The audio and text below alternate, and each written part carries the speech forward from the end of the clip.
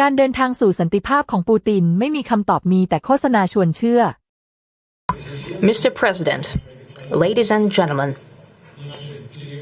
our negotiations have been held in a constructive atmosphere of mutual respect. We have very thorough negotiations that were quite useful. I would like to thank once again my American counterpart for the proposal to travel out here to Alaska. It only makes sense that we've met here because our countries, though separated by the oceans, are close neighbors. So when we've met, when I came out of the plane and I've said, "Good afternoon, dear neighbor. Very good to see you. In good health and to see you alive." I think that is very neighborly. And I think that's some kind words that we can say to each other. We're separated by the Strait of Bering, though there are 2 islands only between the Russian island and the US island. They're only 4 kilometers apart. We're close neighbors, and it's a fact. It's also important that Alaska has to do with our common heritage, common history between Russia and the US, and many positive events have to do with that territory. Still, there is tremendous cultural heritage back from the Russian America. For example, Orthodox churches and a lot of more than 700 geographical names of Russian origin. During the Second World War, it was here in Alaska that was the origin of the legendary air bridge for the supply of military aircraft and other equipment under the Lend-Lease program. It was a dangerous and treacherous route over the vast emptiness of ice. However, the pilots of both countries did everything to bring closer the victory. They risked their lives and they gave it all for the common victory. I was just in the city of Magadan in Russia, and there is a memorial there dedicated to the Russian and the US pilots. And there are 2 flags, the US flag and the Russian flag. And I know that here as well, there is such a memorial. There is a military burial place several kilometers away from here. The Soviet pilots that buried there who died during that dangerous mission. We're thankful to the citizens and the government of the US for carefully taking care of their memory. I think that's very worthy and noble.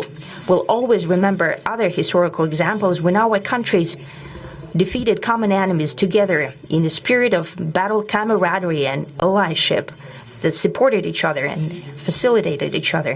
I'm sure that this heritage will help us rebuild and foster mutually beneficial and equal ties at this new stage, even during the hardest conditions.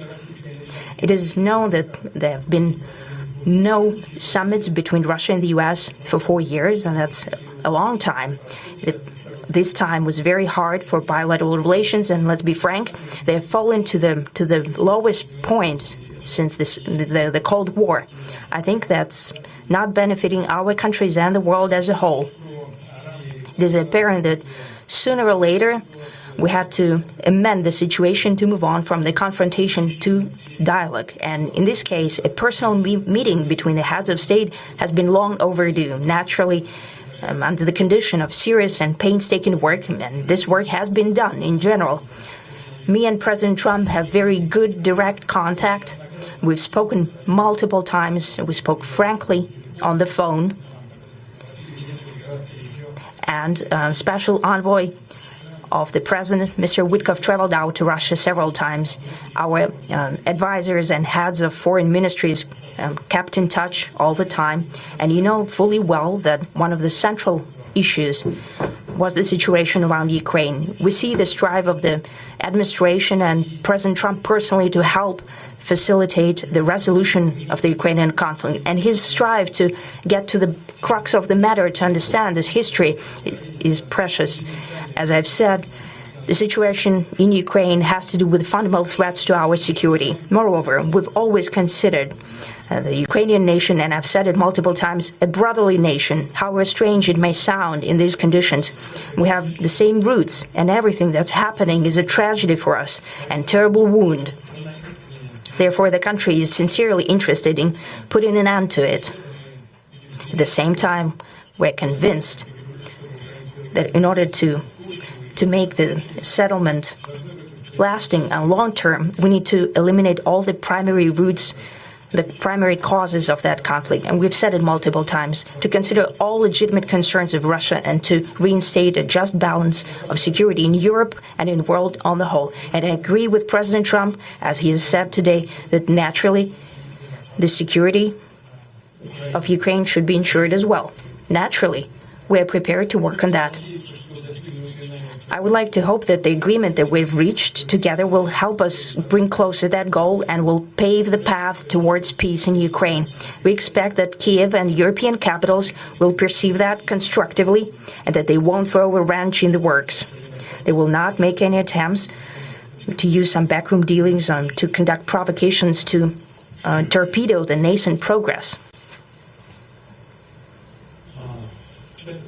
Incidentally, when the new administration came to power, bilateral trade started to grow. It's still very symbolic. Still, we have a growth of 20%. As I've said, we have a lot of dimensions for joint work. It is clear that the U.S. and Russian investment and business cooperation has tremendous potential. Russia and the U.S. can offer each other so much in trade, digital, high-tech, and in space exploration. We see that Arctic cooperation is also very possible, and our international context, for example, between the far east of Russia and the west coast of the U.S. Overall, it's very important for our countries to turn the page, to go back to cooperation. It is symbolic that not far away from here, at the border between Russia and the U.S., there was a so-called international date line. I think you can step over, literally, from yesterday into tomorrow. And I hope that we'll succeed in that, in political sphere. I would like to thank President Trump for our joint work, for the well-wishing and trustworthy tone of our conversation. It's important that both sides are result-oriented, and we see that the President of the U.S. has a very clear idea of what he would like to achieve. He sincerely cares about prosperity of his nation. Still, he understands that Russia has its own national interests. I expect that today's agreements will be the starting point, not only for the solution of the Ukrainian issue, but also will help us bring back business-like and pragmatic relations between Russia and the U.S. And in the end, I would like to add one more thing.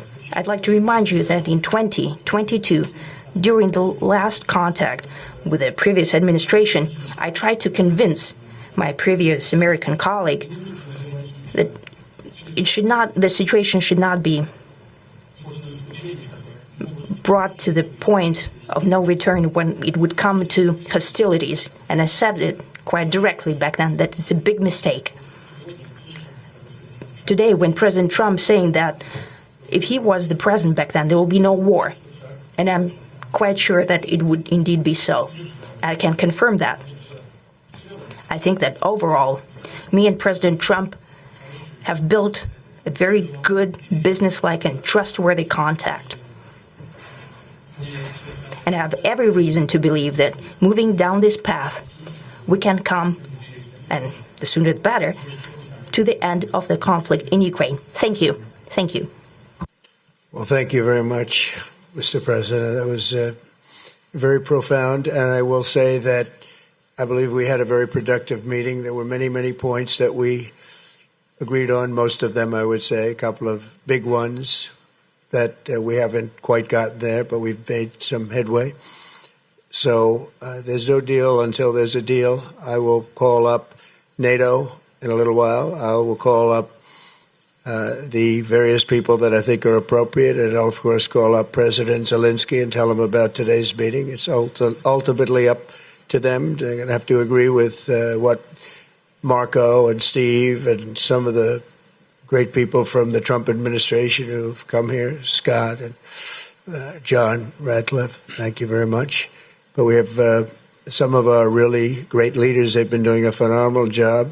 We also have some tremendous Russian business representatives here, and I think, everybody wants to deal with us. We've become the hottest country anywhere in the world in a very short period of time, and we look forward to that. We look forward to dealing. We're going to try and get this over with. We really made some great progress today. I've always had a fantastic relationship with President Putin, with Vladimir.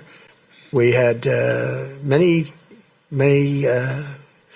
tough meetings, good meetings. We were interfered with by the Russia hoax that made it a little bit tougher to deal with, but he understood it.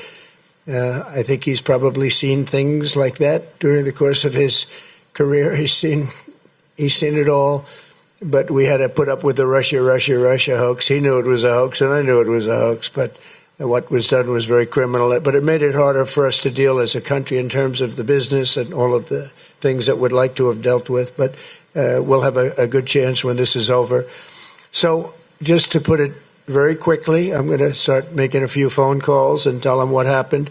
But we had an extremely productive meeting, and many points were agreed to.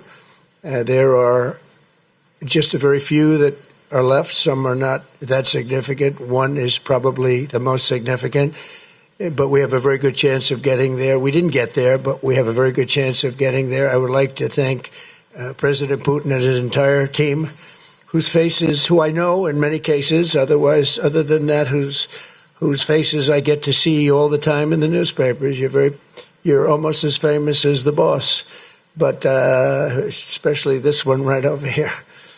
But we had some good meetings over the years, right? Good productive meetings over the years, and we hope to have that in the future. But let's do the most productive one right now. We're going to stop really 5, 6, 7,000, thousands of people a week from being killed, and President Putin wants to see that as much as I do. So, again, Mr. President, I'd like to thank you very much, and we'll speak to you very soon and probably see you again very soon. Thank you very much, Vladimir. Next time in Moscow. Oh, that's an interesting one. I don't know. I'll get a little heat on that one, but I could see it possibly happening. Thank you very much, Vladimir. And thank you all. Thank you. Thank you. Thank you so much.